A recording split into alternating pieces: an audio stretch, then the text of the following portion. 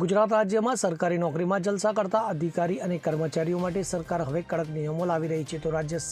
રાજ્યના સરકારી કર્મચારીઓને સમયસર ઓફિસ પહોંચવા અંગે ગુજરાત સરકારે મોટો નિર્ણય લીધો છે. સરકારી કર્મચારીઓ હવે રોજ સવારે 10:40 સુધી કર્મચારીઓ ઓફિસ પહોંચવાનું રહેશે, જ્યારે ઓફિસ છોડવાના સમય સાંજે 6:10 રહેશે.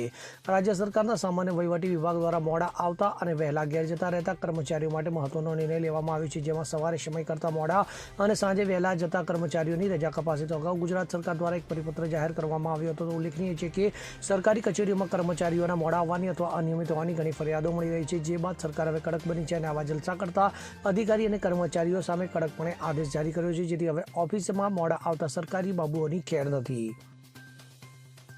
Bureau report, CN24 news. હવે જુઓ દેશ દુનિયાની તમામ ખબરો તમારી આંગળીના ટેરવે. ઉઠાવો મોબાઈલ અને Google Play Store પરથી ડાઉનલોડ કરો અમારી CN24 ન્યૂઝ મોબાઈલ એપ.